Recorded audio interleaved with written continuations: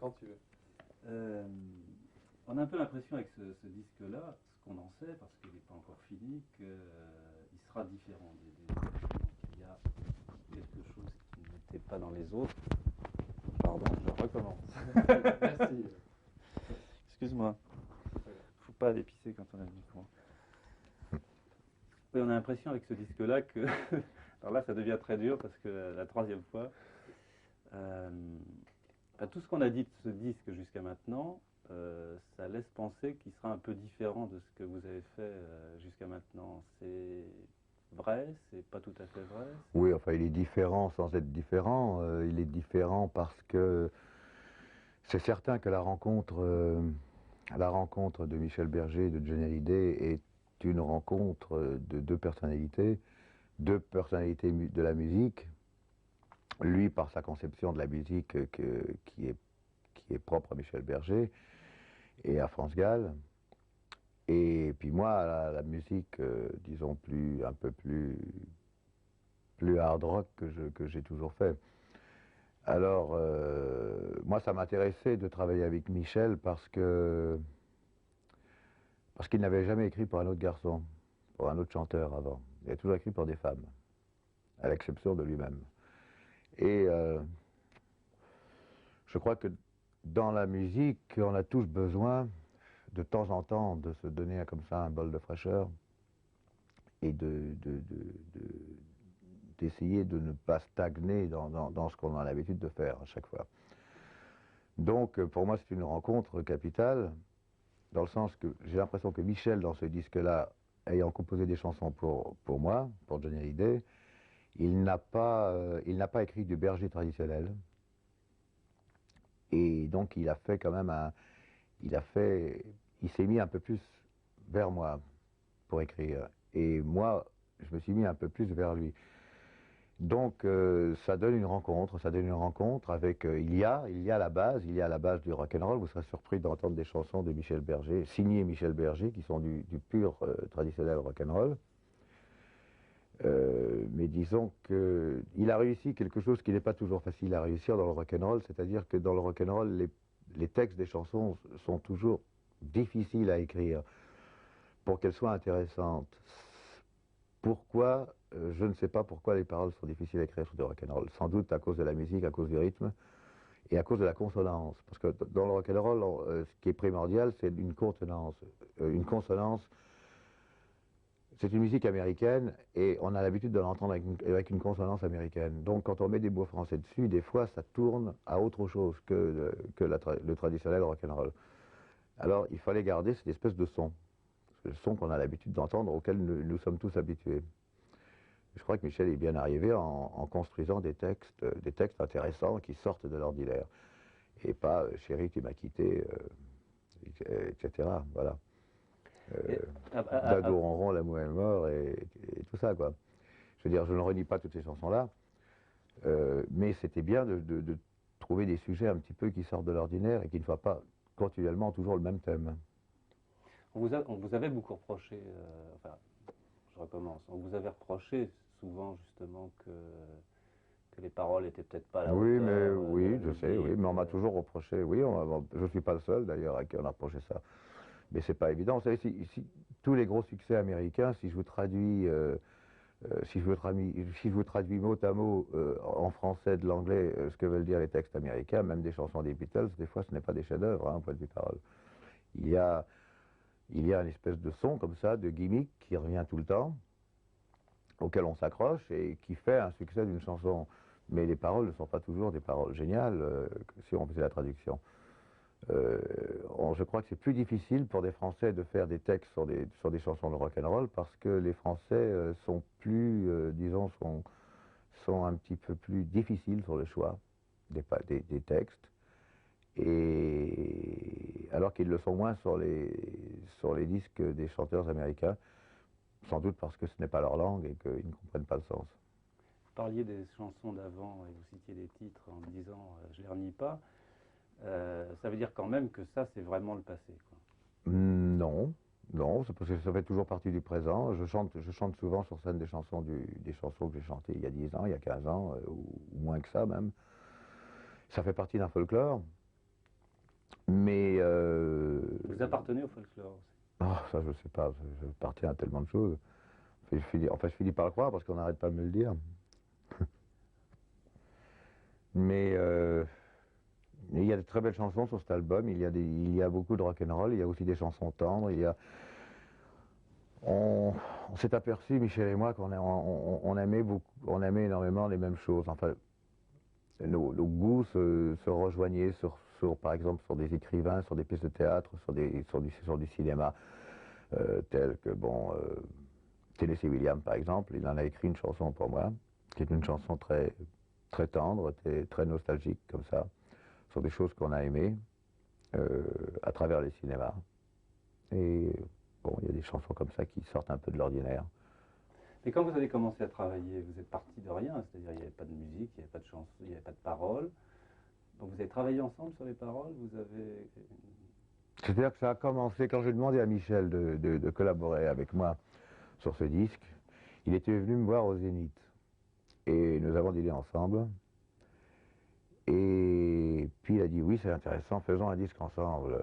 Il me dit laisse-moi 3 jours pour réfléchir. Il n'était pas sûr de pouvoir le faire non plus. Et puis il est rentré chez lui et le lendemain il m'appelle pour me dire j'ai écrit ta première chanson. Et c'était Le chanteur abandonné.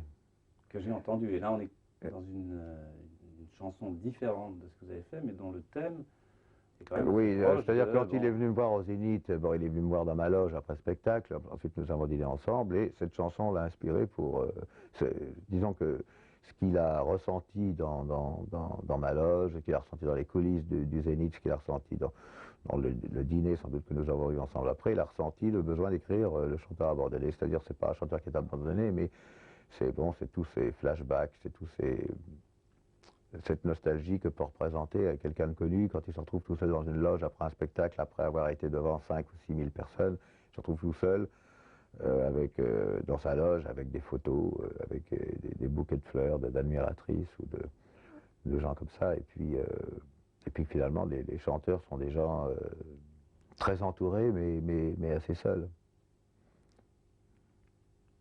Et depuis longtemps ça dure pour vous. Ben, je crois que ce n'est pas uniquement pour moi, je crois que c'est pour tous les chanteurs connus. On est tous tellement entourés qu'on est fini par être assez seuls. Parce que la solitude, c'est quand même une ligne directrice hein, Oui, de bah ce que vous oui, avez mais fait, de ce que vous avez chanté. c'est aussi une ligne directrice pour le cinéma. Ouais, d'ailleurs, Les sentiments, tout ce qui fait partie des sentiments, les sentiments de l'être humain fait partie pour écrire des paroles, il faut avoir des flashs, il faut avoir des flashs visuels. Donc on n'a pas, quand on écrit des chansons, quand on les chante, on n'a pas l'image. En dehors de la télévision, on n'a pas l'image pour la projeter, donc il faut l'interpréter avec, on n'entend que la voix et la musique, donc il faut projeter des images.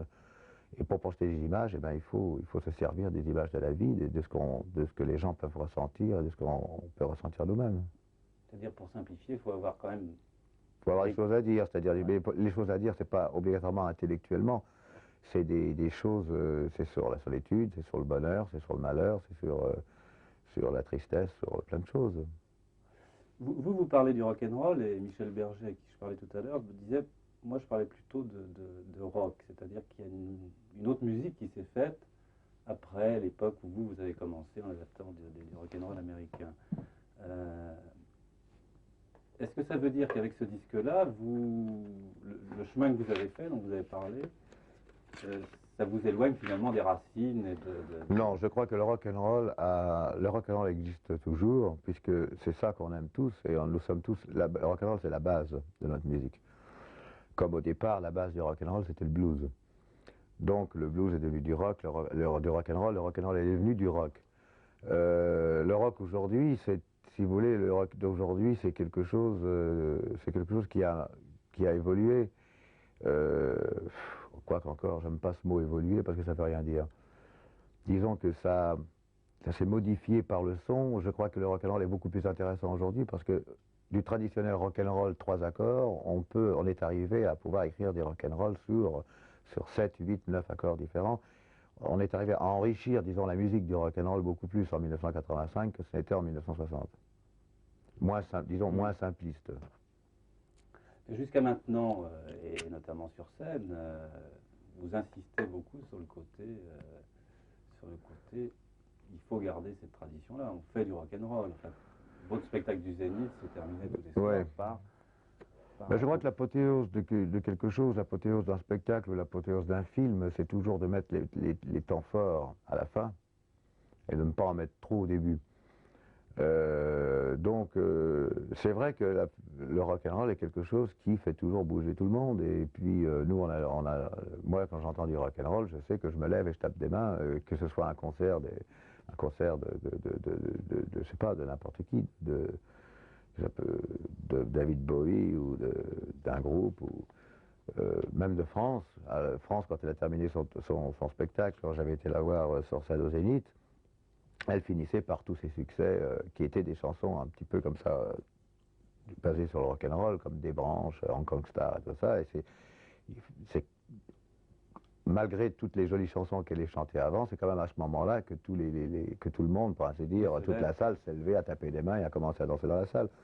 Donc c'est quand même un moment d'éclatement, c'est un moment où tout le monde, personne ne pense plus à rien qu'à la musique et puis prend son pied, quoi. Ça se lève et tape dans les mains et oublie tout le reste. C'est ça qui est formidable dans le rock'n'roll.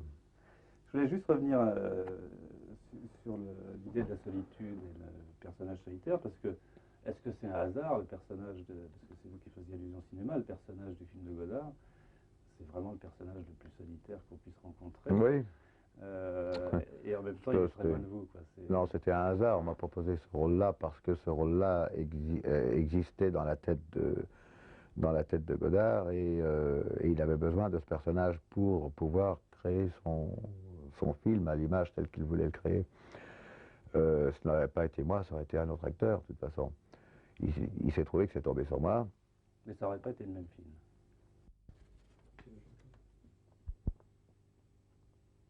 On peut enchaîner, quoi. Je pense que si ça n'avait pas été vous, ça n'aurait sûrement pas été le même film. Oh, ça aurait été un autre film, mais ça aurait été un film proche de celui-là, de toute façon, parce que ce film, à mon avis, il l'avait dans la tête depuis longtemps et il voulait le créer. Mais je ne pense pas qu'il ait pensé à moi avant, parce que je sais qu'il a pensé à moi quand il a vu un interview que j'avais fait dans une émission qui était passée à la télévision, que j'avais fait à Nashville, qui s'appelait Les Enfants du Rock. Et puis c'est vrai que j'étais en train de faire un disque, et puis j'étais loin de chez moi, et puis bon, il y avait une espèce comme ça, d'image de chanteur un petit peu solitaire, un petit peu, qui n'était pas les racines, un peu comme ça. Et je sais que cette interview, a dû le marquer profondément, parce qu'il a pensé à moi pour ce rôle-là en ayant vu cette interview. Alors peut-être que je suppose que dans cette interview se dégageait quelque chose comme ça, du chanteur peut-être abandonné, justement, qu'on a enregistré ces jours-ci, qu'il l'a, disons, un petit peu touché et qui lui a donné l'envie de tourner avec moi pour ce film.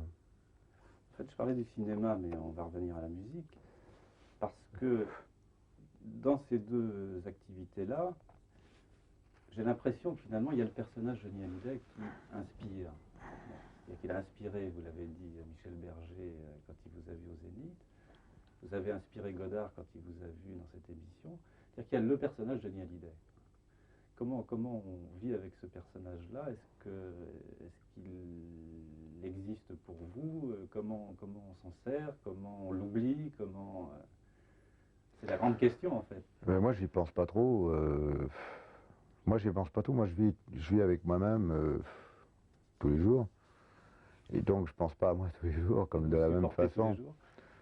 Oh, il y a des jours où on s'aime bien, des jours où on s'aime moins. Non, mais ça, je crois que c'est pour tout le monde pareil. Je crois que j'ai des choses à assumer que j'essaye d'assumer le mieux possible. Et puis, voilà, mon métier, j'essaie de le faire très honnêtement. Que ce soit sur scène ou que ce soit devant une caméra. Je crois que j'essaye d'être sincère, en tout cas dans ce que je fais, et puis de ne pas tricher. Et je crois que c'est de tricher un jour ou l'autre. Ça ne dure jamais très longtemps de tricher. On ne peut pas tricher longtemps. Même, il vaut mieux être sincère avec ses erreurs que de ne pas faire d'erreur volontairement et de tricher, par exemple. Vous parlez d'erreur, vous êtes quelqu'un qui... On fait tous des erreurs. Non, je parle d'erreurs. Je parle pas de moi. Hein, je parle en général. On fait tous des erreurs. On sait si Dieu merci qu'on en fait. Si on n'en faisait pas, ce serait terrible. Il n'y aurait plus d'improvisation. Il n'y aurait plus de sentiment.